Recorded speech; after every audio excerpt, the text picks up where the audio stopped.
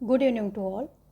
आप सब इस लाइव सेशन में एक टेस्ट दे रहे हैं और इसमें आप सभी को आंसर करना ज़रूरी है, क्योंकि आंसर करने से फिक्सेशन होता है प्लस हमारा फोकस बनता है। जब हम आंसर करने के मूड में होते हैं तो हम 100% वहाँ पर फोकस्ड होते हैं, क्वेश्चन को पढ़ रहे होते हैं, उनको समझ रहे होते हैं।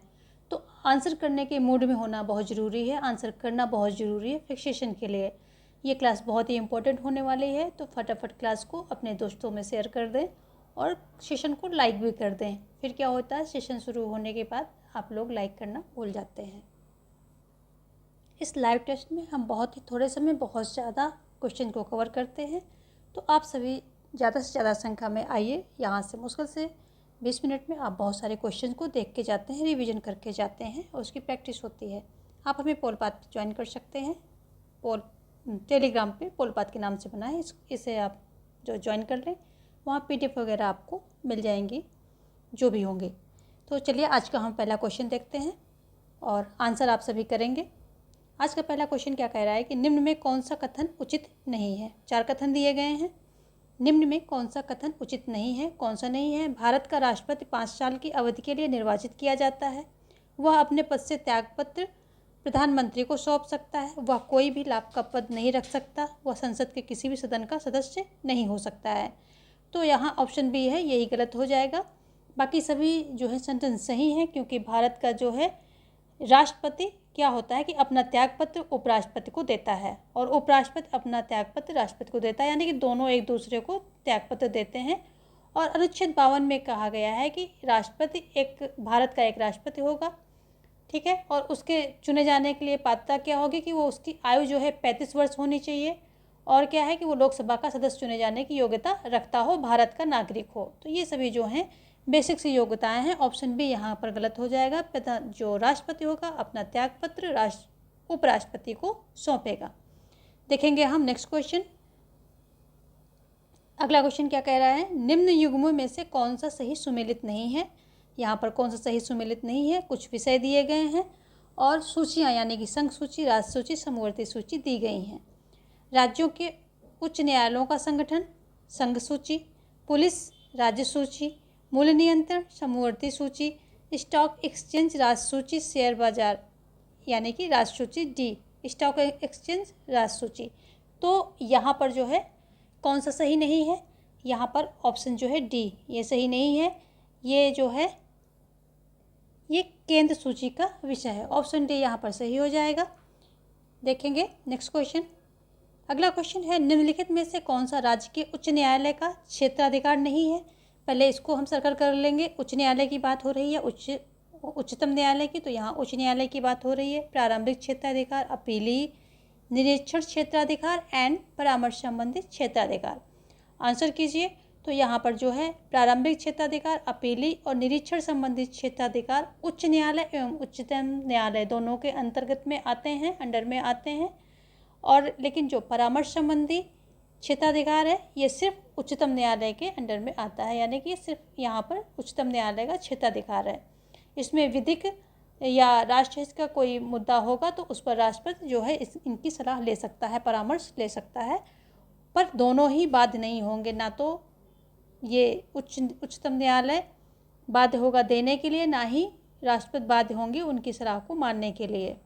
देखेंगे यहाँ पर ऑप्शन डी सही हो जाएगा। देखेंगे हम नेक्स्ट क्वेश्चन। अगला क्वेश्चन क्या है कि निम्नलिखित में से कौन सा कथन माओ का नहीं है। माओ का कौन सा कथन नहीं है। राजनीतिक शक्ति बंदूक की नली से निकलती है। कठोर परिश्रम के 3 वर्ष, खुशियों के 10,000 वर्ष। अणुबम वास्तविक शेर है। क्रांति एक रात्रिभोज आयोजन नहीं है। तो यहाँ पर जो है माओ के द्वारा कहा गया, बाकी सभी सेंटेंस सही है। ऑप्शन सी यहाँ पर सही नहीं है, क्योंकि माओ से तुंग ने अणुबम को पेपर टाइगर की संज्ञा दी थी। ऑप्शन सी यहाँ पर सही हो जाएगा। देखेंगे हम नेक्स्ट क्वेश्चन। अगला क्वेश्चन क्या कह रहा है, बजट पारित की निम्नलिखित अवस्थाओं का उचित क्रम क्या है। अनुदान मांगों पर मतदान, साधारण वाद विवाद, वित्त बिल, विनियोग बिल। ठीक है, कूट की सहायता से आपको सही आंसर देना है। छोटा क्वेश्चन कर लेते हैं ताकि आपको जो है ऑप्शन दिखने लग जाए। तो यहाँ पर ऑप्शन बी सही हो जाएगा, 3-1-4। सबसे पहले जो है वित्त बिल, उसके बाद साधारण वाद विवाद, उसके बाद जो है अनुदान मांगों पर मतदान, उसके बाद विनियोग बिल। 3-2-1-4 ये ऑप्शन आपका बी सही हो जाएगा। अगला क्वेश्चन क्या कह रहा है कि मिन्नो बुक सम्मेलन कब हुआ? मिन्नो बुक सम्मेलन कब हुआ? 1966 में, 1967 में, 1968 में या 1969 में? तो यहाँ पर जो है ऑप्शन सी सही हो जाएगा। पहला मिन्नो बुक सम्मेलन 1968 में होता है। ठीक है, पहला बुक सम्मेलन जो मिन्नो बुक सम्मेलन है ये 1968 में होता है और दूसरा होता है 88 में। तो पहला यहाँ पर होगा, दूसरा हो जाएगा 88 में होता है। और इनका संबंध किससे है? नवीन लोक प्रशासन से है। नवीन, इन जो दोनों सम्मेलन हैं तो नवीन लोक प्रशासन से इनका संबंध है। ठीक है, और जो दूसरा सम्मेलन होता है ये अमेरिका में संपन्न हुआ था 1988 में, ये अमेरिका में संपन्न होता है।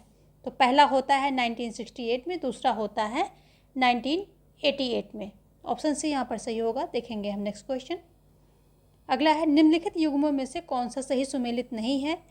धारा 17 छुआछूत का उन्मूलन, धारा 21 जीवन व व्यक्ति की स्वतंत्रता की रक्षा, धारा 24 प्राथमिक शिक्षा का अधिकार, धारा 29 अल्पसंख्यकों की संस्कृति की रक्षा। तो यहाँ पर ऑप्शन सी जो है यही नहीं है। धारा 24 में क्या दिया गया है? धारा 24 में शोषण के विरुद्ध अधिकारों का प्रावधान किया गया है। इसके तहत कारखानों में बाल नियुक्त यानी कि बालकों की नियुक्ति पर प्रतिबंध लगाया गया है, खतरनाक वाली खतरे की जगहों पर। ठीक है, और अगर हम प्राथमिक शिक्षा की बात करें तो ये 21 का में वर्णित है, 21 का सबसेक्शन का में इसको वर्णित किया गया है। ठीक है, ऑप्शन सी यहाँ पर राइट आंसर हो जाएगा। देखेंगे हम नेक्स्ट क्वेश्चन। अगला क्वेश्चन कह रहा है कि अध्यक्षात्मक शासन प्रणाली जिस सिद्धांत पर कार्य करती है वह है शक्ति का पृथक्करण, शक्तियों का सम्मिश्रण, सामूहिक उत्तरदायित्व, शक्तियों का विभाजन। तो यहाँ पर जो अध्यक्षात्मक शासन प्रणाली है ये शक्तियों के पृथक्करण पर काम करती है। ये जो सिद्धांत है मॉन्टेस्क्यू के द्वारा दिया गया है और इनकी बुक है स्पिरिट ऑफ लॉ, इनकी बुक है, उसी में इन्होंने ये चीज़ें अपने सिद्धांत को प्रस्तुत किया है। ठीक है, अमेरिका में इनके सिद्धांत को बहुत ठीक अच्छी तरह से उसको फॉलोअप किया जाता है। देखेंगे नेक्स्ट क्वेश्चन क्या कह रहा है। अगला क्वेश्चन कह रहा है कि निम्नलिखित में से किस साधन तरीके द्वारा मंत्री का ध्यान जनहित विषय की तरफ दिलाया जाता है? अल्पकालिक चर्चा, ध्यानाकर्षण प्रस्ताव, आधे घंटे की चर्चा, निंदा प्रस्ताव। जितने भी लोग इसमें देख रहे हैं अभी, एक बार फिर जो है अपने दोस्तों में ये वीडियो शेयर कर दें और वीडियो को लाइक कर दें। ये एक प्रोसेस है, आप अपने दोस्तों को शेयर करेंगे तो वो भी यहाँ पर आकर के इस क्विज का, इस लाइव टेस्ट का फ़ायदा ले सकेंगे। देखेंगे यहाँ पर कि यहाँ पर जो ऑप्शन बी है ध्यानाकर्षण प्रस्ताव, ये सही हो जाएगा। ऑप्शन बी यहाँ पर सही हो जाएगा। नेक्स्ट देखेंगे, निम्न में से किस समिति में संसद के दोनों सदनों के प्रतिनिधि नहीं होते हैं? अनुमान समिति, सार्वजनिक लेखा समिति, सार्वजनिक उद्यमों के लिए समिति या अधीनस्थ व्यवस्थापन समिति। तो यहाँ पर ऑप्शन ए सही हो जाएगा, अनुमान समिति। ठीक है, ये संसद के दोनों सदनों के प्रतिनिधि इसमें नहीं होते, इसमें सिर्फ लोकसभा के प्रतिनिधि होते हैं, क्योंकि ये जो क्या करती है, अनुमान सरकार के द्वारा प्रस्तुत बजटीय अनुमानों का जो है अनुमान करती है, तो इसमें सिर्फ लोकसभा के ही सदस्य होते हैं। चलिए देखेंगे नेक्स्ट क्वेश्चन क्या कह रहा है। अगला क्वेश्चन कह रहा है, निम्नलिखित समितियों में से किस समिति ने यह स्वीकार किया कि राजनीतिज्ञों, लोक सेवकों और अपराधियों के मध्य संबंध हैं? किसने किया? वोहरा समिति ने, संथानम समिति ने, नरसिम्हन समिति ने या कृपलानी समिति ने? तो ये वोहरा समिति द्वारा जो है किया गया था। ठीक है, इन्होंने जो है राजनीतिज्ञों और लोक सेवकों और अपराधियों के मध्य जो है संबंध पाया था। ऑप्शन ए यहाँ पर सही हो जाएगा। वोहरा समिति 1993 में जो है गठित की जाती है। देखेंगे हम नेक्स्ट क्वेश्चन क्या कह रहा है। यह कथन किसका है कि साधन ही आखिर सब कुछ है, जैसा साधन होगा वैसा ही साध्य होगा, साधन व साध्य के मध्य कोई विभाजन रेखा नहीं है? नेहरू, मार्क्स, तिलक या गांधी? किसने कहा था? तो ये गांधी जी के द्वारा कहा गया। गांधी जी जो है राजनीति में नैतिकता का समावेश चाहते हैं और राजनीति और धर्म को ये बिल्कुल भी अलग नहीं मानते हैं। देखेंगे नेक्स्ट क्वेश्चन। नेक्स्ट क्वेश्चन क्या कह रहा है कि भारत में पंचायती राज संस्थाओं में निर्वाचन का प्रबंधन करता है राज्य का चुनाव आयोग, भारत का चुनाव आयोग, राज्य सरकार या केंद्र सरकार। यहाँ ऑप्शन ए सही हो जाएगा, राज्य निर्वाचन आयोग। अनुच्छेद 243 के का सब सेक्शन आई के अंतर्गत इसका जो है प्रावधान किया गया है। ठीक है, ऑप्शन ए यहाँ पर सही हो जाएगा। अब हम देखेंगे अगला क्वेश्चन। नेक्स्ट क्वेश्चन क्या कह रहा है, सरकार या आयोग किसके संबंधों पर पुनर्विचार करने के लिए नियुक्त किया गया था? राष्ट्रपति और प्रधानमंत्री, विधानपालिका और कार्यपालिका, कार्यपालिका और न्यायपालिका या केंद्र और राज्यों के संबंधों को। ऑप्शन डी यहाँ पर केंद्र राज्य संबंधों पर पुनर्विचार करने के लिए इसे नियुक्त किया गया था। देखेंगे नेक्स्ट क्वेश्चन क्या कह रहा है कि किस प्रधानमंत्री की सरकार लोकसभा में बहस के दौरान एक मत से गिरी थी? मोरारजी देसाई की, चरण सिंह की, अटल बिहारी वाजपेयी की या वीपी सिंह की। तो यहाँ पर भी जो है ऑप्शन सी सही हो जाएगा, अटल बिहारी वाजपेयी की। ये हुआ कब था? ये 1999 में हुआ था। बसपा के विरोध के कारण जो है इनकी सरकार गिर गई थी एक मत से। पुनः चुनाव हुए तो अटल बिहारी वाजपेयी जो है प्रधानमंत्री फिर से बने और 2000 तक यानी कि 2004 तक जो है ये सरकार चलती है। देखेंगे हम नेक्स्ट क्वेश्चन। अगला क्वेश्चन क्या कह रहा है कि निम्न में से किस संवैधानिक संशोधन के द्वारा राष्ट्रपति को मंत्रिपरिषद की सलाह मानने के लिए बाध्य कर दिया गया? 42वें, 44वें या 45th या 46 किसके द्वारा किया गया था? तो ये जो है ऑप्शन ए यहाँ पर सही होगा, 42वां संविधान संशोधन 1976 के द्वारा किया गया था। जब आपातकाल राष्ट्र में चल रहा था उस समय किया गया था। फिर जो है 44वें संविधान संशोधन द्वारा इसके द्वारा जो है इनको एक बार पुनर्विचार का अधिकार इन्हें दिया गया था। पुनर्विचार का अधिकार इन्हें दिया गया कि एक बार जो है वापस कर सकते हैं पुनर्विचार के लिए। यदि फिर दोबारा वो चीज़ आती है तो फिर उसमें जो है बाध्यता होगी इनको स्वीकृत देने की राष्ट्रपति महोदय को। ठीक है, तो ये जो 44वां संविधान संशोधन कब होता है? ये होता है 1978 में। ठीक है, देखेंगे हम नेक्स्ट क्वेश्चन। और अगला क्वेश्चन क्या कह रहा है, निम्नलिखित में से कौन यह फैसला करता है कि कोई बिल धन बिल है या नहीं है? तो कौन करता है? लोकसभा का स्पीकर करता है या फिर राज्यसभा का अध्यक्ष करता है या फिर भारत का राष्ट्रपति करता है या फिर संसदीय मामलों का मंत्री करता है? कौन करता है? तो किसी बिल के धन विधेयक होने के लिए यह आवश्यक है कि उसमें जो है अनुच्छेद 110 या उससे संबंधित मामलों का उपबंध हो। किंतु कोई विधेयक अंतिम रूप से धन विधेयक है या नहीं है या लोकसभा का अध्यक्ष तय करता है। यानी कि अगर उसमें धन विधेयक होने के गुण हैं सारे, नॉर्मल भाषा समझते हैं लैंग्वेज में, तो फिर ये लोकसभा स्पीकर तय करेगा कि वो धन विधेयक है या नहीं है। ऑप्शन ए यहाँ पर सही हो जाएगा। अब हम देखेंगे नेक्स्ट क्वेश्चन। नेक्स्ट क्वेश्चन क्या कह रहा है कि निम्नलिखित में से कौन सा कार्ल मार्क्स का कथन नहीं है?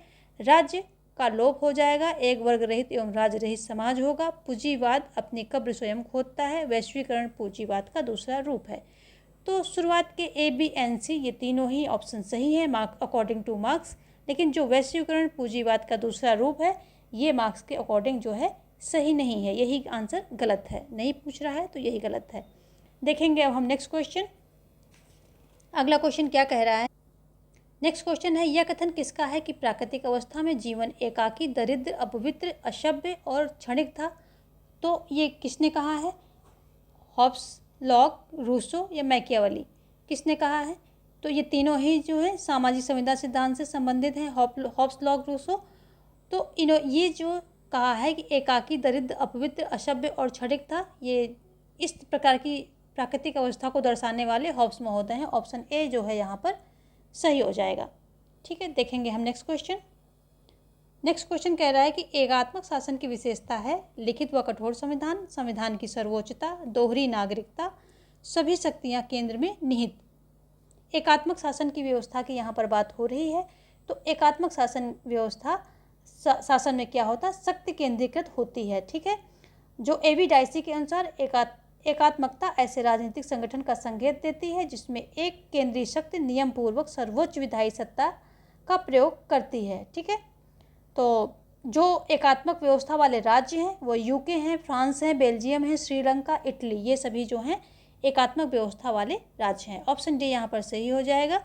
ये एकात्मक शासन की व्यवस्था है कि सभी शक्तियाँ केंद्र में निहित होती हैं। ठीक है, चलिए देखेंगे हम नेक्स्ट क्वेश्चन। नेक्स्ट क्वेश्चन क्या कह रहा है कि राज्य का जन्म जीवन की आवश्यकताओं के लिए हुआ है और सुखी जीवन के लिए विद्यमान है। ये शब्द किसके हैं? ये प्लेटो के हैं या अरस्तु के हैं या लास्की के हैं या गार्नर के हैं?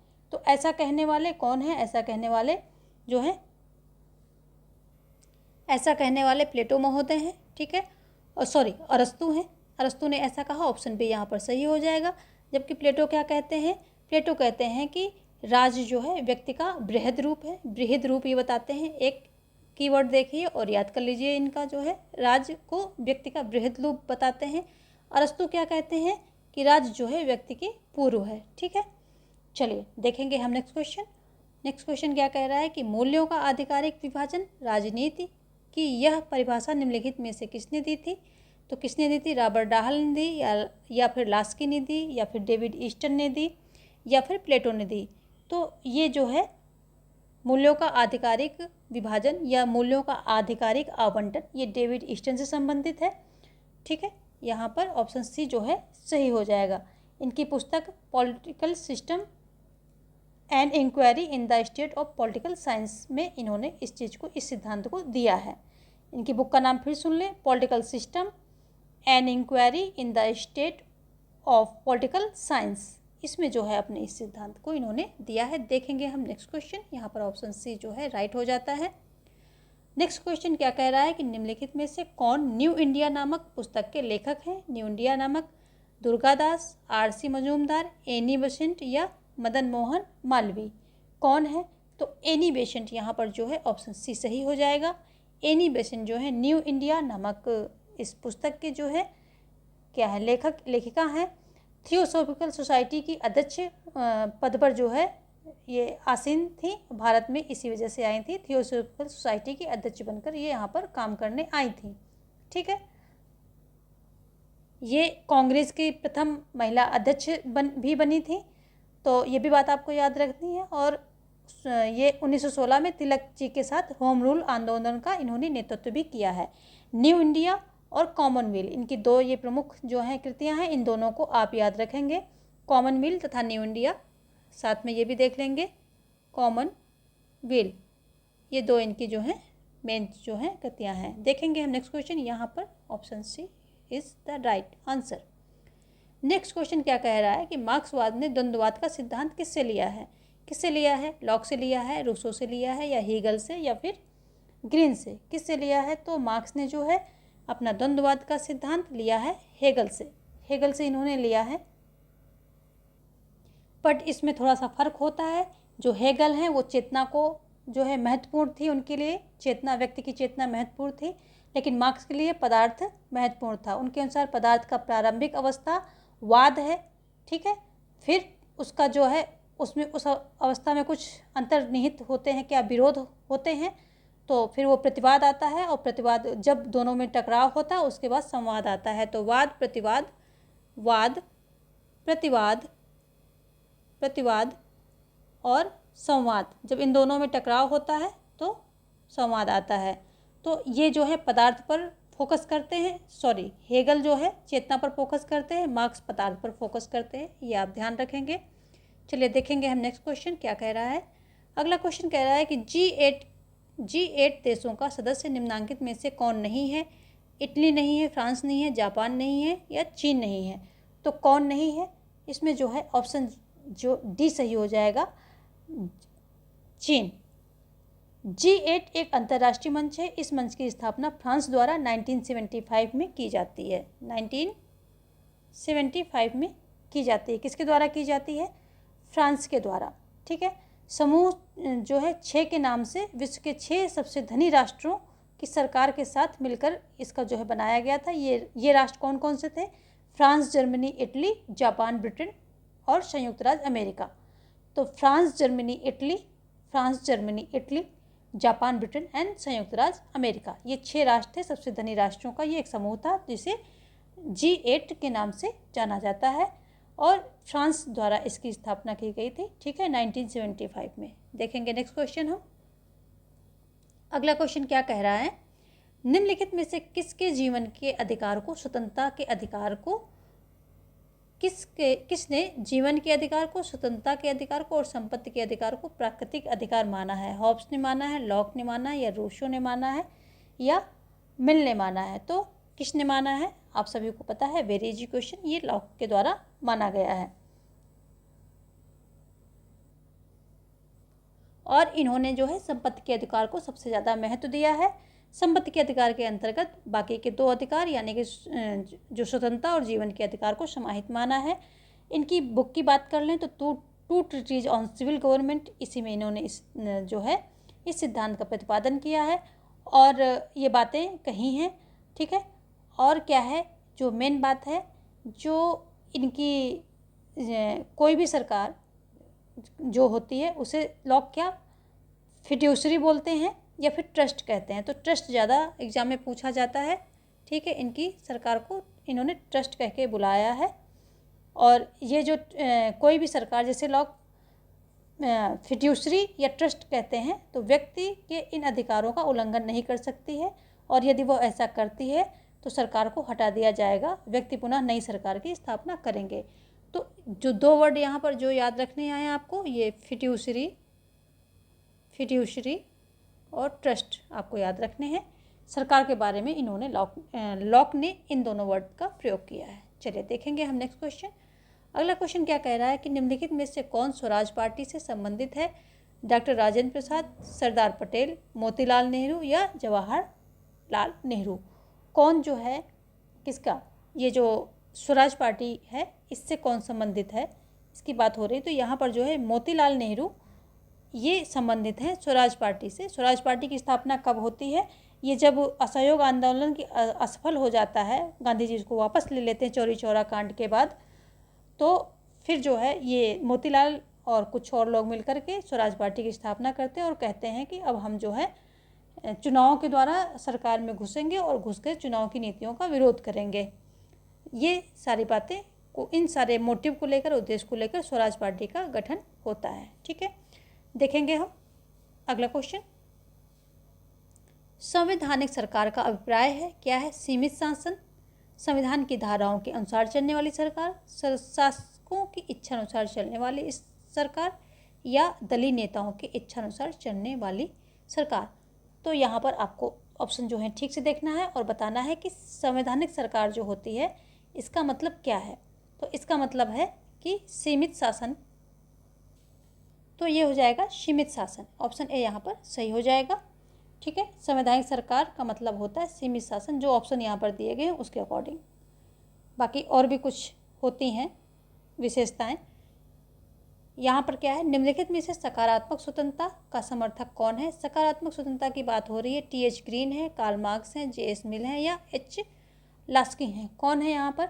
तो सकारात्मक स्वतंत्रता की यदि हम बात करें तो टी.एच. ग्रीन सकारात्मक स्वतंत्रता के समर्थक हैं और ये कहते हैं करने योग्य कार्यों को करने व पाने योग्य वस्तुओं को पाने की स्वतंत्रता जो है, यही जो है क्या है, सकारात्मक स्वतंत्रता है, ठीक है। ऐसा नहीं कि कोई भी कार्य कर लो, जो कार्य करने योग्य है उसको करने की स्वतंत्रता है, जो चीज़ों को उपभोग करने योग्य हैं उनको जो है उनको उपभोग करने की स्वतंत्रता है, ठीक है।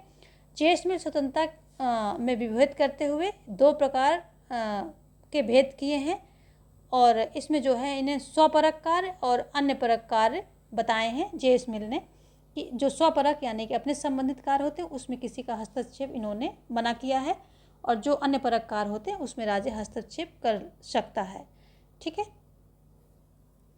देखेंगे नेक्स्ट क्वेश्चन हम। कार्ल मार्क्स को वैज्ञानिक समाजवाद का जनक माना जाता है। दास कैपिटल इनकी जो है पुस्तक है और जो कब आती है, 1848 में आती है, डेट इसकी इम्पोर्टेंट है तो वो आप याद रखेंगे, ठीक है। और एच जे लास्की की बात करें तो एच जे लास्की जो है इनकी पुस्तक ए ग्रामर ऑफ पॉलिटिक्स है। जे.एस. मिल की पुस्तक जो है ऑन लिबर्टी है और टी.एच. ग्रीन जो है ब्रिटिश आदर्शवाद के संस्थापक माने जाते हैं और ब्रिटिश आदर्शवाद को ऑक्सफोर्ड दर्शन के नाम से जाना जाता है। चलिए यहाँ पर हम क्विक रिवीजन ले रहे हैं, ये सारी चीज़ें हमने आपको प्रैक्टिस में करा रखी हैं, यहाँ पर हम एक क्विक रिवीजन ले रहे हैं। निम्नलिखित में से यह विचार किसका है कि समानता अप्राकृतिक एवं अवांछनीय है? प्लेटो, अरस्तु, गांधी, लास्की। किसका है? तो ये जो है समानता अप्राकृतिक एवं अवांछनीय है, तो ये कथन किसका है? ये कथन जो है अरस्तु महोदय का है।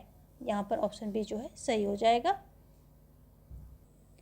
अरस्तु जो है इसको उचित ठहराने के लिए ये दासचित्त का समर्थन करते हैं, यानी दासचित्त की एक बात बताते हैं और कहते हैं कि अपने जन्म से ही कुछ लोग जो है दासोचित यानी कि दास उन्मुखीकरण प्रवृत्ति के होते हैं। जिस प्रकार प्रकृति में प्रत्येक निम्न वस्तु को उच्चतर द्वारा शासित होना चाहिए, उसी प्रकार दासों को भी स्वामी के सानिध्य में रहकर सद्गुणों का अर्जन करना चाहिए। ठीक है, ये सब बताया है और ये बताया है कि ये जो दास होते हैं ये मतलब ठीक होते हैं। इससे क्या होता है, स्वामी को टाइम मिलता है जो अपने अच्छे कार्य करने के लिए उसका टाइम उसको मिलता है अगर दास काम कर लेता है, और दासों को क्या होता है कि स्वामी के सानिध्य में रह करके अच्छे गुणों को सीखने का अवसर मिलता है। तो इन्होंने इसको जो है और मतलब उचित ठहराया है तर्क दे करके। और क्या है कि संसदीय सरकार में, ये जो नेक्स्ट क्वेश्चन है आपका क्या है कि संसदीय सरकार में मंत्रियों की नियुक्ति की जाती है, कैसे की जाती है? राज्य के मुखिया द्वारा अपनी मनमर्जी से, सरकार के मुखिया द्वारा और विधान पालिका द्वारा, या सरकार के मुखिया की सिफारिश पर राज्य के मुखिया द्वारा। यहाँ पर संसदीय सरकार में मंत्रियों की नियुक्ति की बात हो रही, तो मंत्रियों की नियुक्ति कैसे होती है? सरकार की मुखिया की सिफारिश पर, यानी कि पीएम जो है सिफारिश करेगा और उसके आधार पर राज्य का मुखिया यानी कि राष्ट्रपति जो है उनकी नियुक्ति करेगा। ऑप्शन डी जो है यहाँ पर सही हो जाएगा। ठीक है, देखेंगे हम नेक्स्ट क्वेश्चन देखेंगे। नेक्स्ट क्वेश्चन कह रहा है कि निम्न में से किसने विकास फंदे की बात कही है? लुसियन पाई ने कही है, फ्रेडरिक्स ने कही, मायरन विनर ने कही, या एडवर्ड सिल्स ने कही है? किसने कही है? तो ये बात जो है फ्रेडरिक्स के द्वारा कही गई है।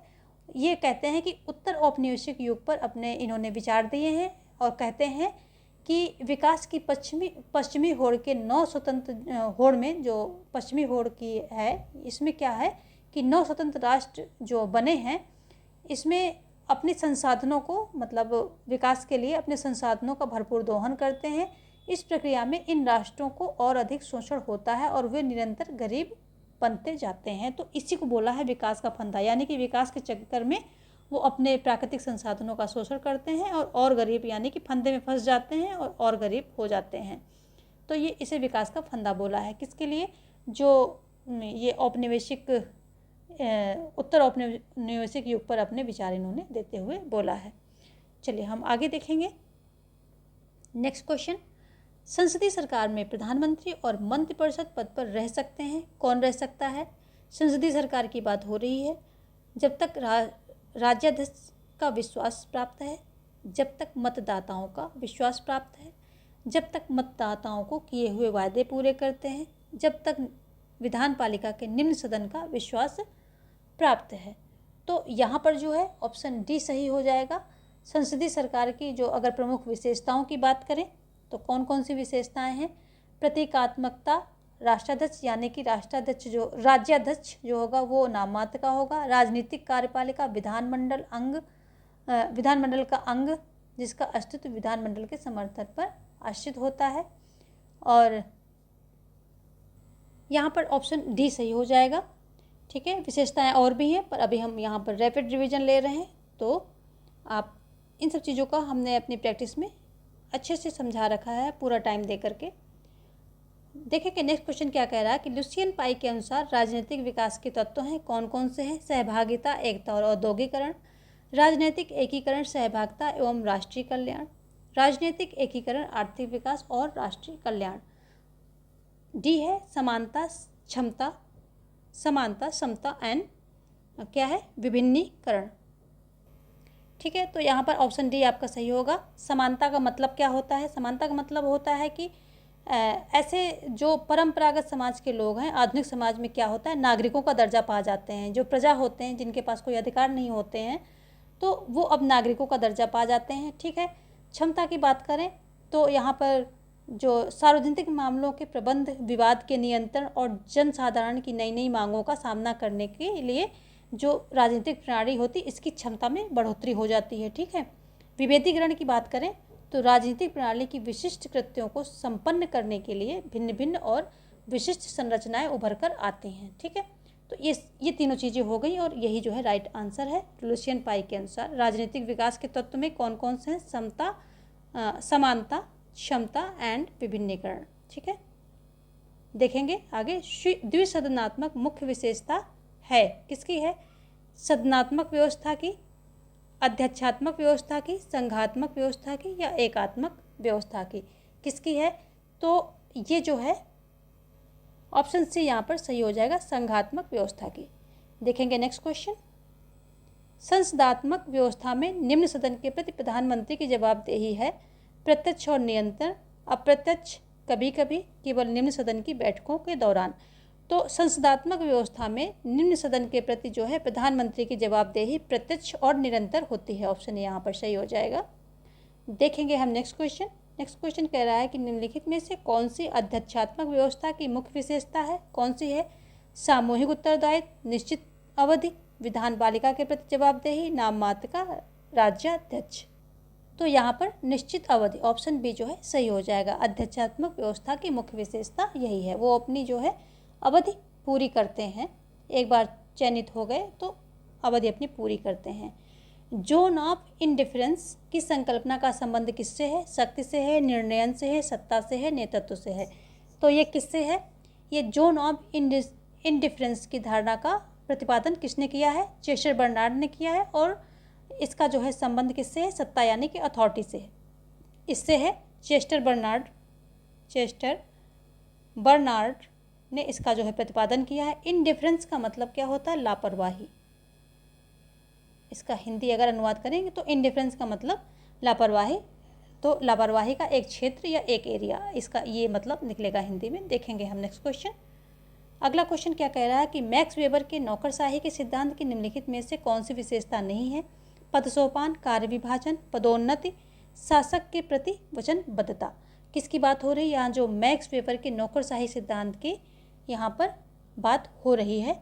तो इसमें जो है ऑप्शन जो है डी, मैक्स वेबर के नौकरशाही से संबंधित ऑप्शन डी सही हो जाएगा, शासक के प्रति वचनबद्धता। देखेंगे हम नेक्स्ट क्वेश्चन। अगला क्वेश्चन क्या कह रहा है कि निम्नलिखित में से कौन सा राजनीतिक दल का कार्य नहीं है? राजनीतिक समाजीकरण, लोगों के व्यवहार को नियंत्रित करना, हित स्वरूपीकरण या हित सामूहिकरण। तो कौन सा नहीं है इसमें? ऑप्शन बी यहाँ पर सही हो जाएगा, लोगों के व्यवहार को नियंत्रित करना। यही जो है कार्य राजनीतिक दल का नहीं है। राजनीतिक दल के अगर हम कार्यों की बात कर लें तो लोकतंत्र का रक्षक, जनमत में सहायक, सरकार पर अंकुश, वर्ग हितों की अनदेखी, ठीक है, राष्ट्रीय एकता में सहायक, स्थिरता में सहायक, नागरिक चेतना फैलाता है, आलोचना का भय रहता है, ठीक है, नागरिकों का व्यापक दृष्टिकोण बनाना होता है ना, और रचनात्मक कार्यों में सहायता करना होता है, प्रशासनिक एकता प्राप्त कार्य में सहयोग होता है। ये सारी जो है इसकी विशेषताएं होती हैं किसकी? राजनीतिक दलों की। इस सेशन को हम यहीं स्टॉप करेंगे। आप वीडियो को लाइक कर दें, दोस्तों में अपने शेयर कर दें और सब्सक्राइब नहीं किया है तो सब्सक्राइब कर लें। Thanks for watching. Good night.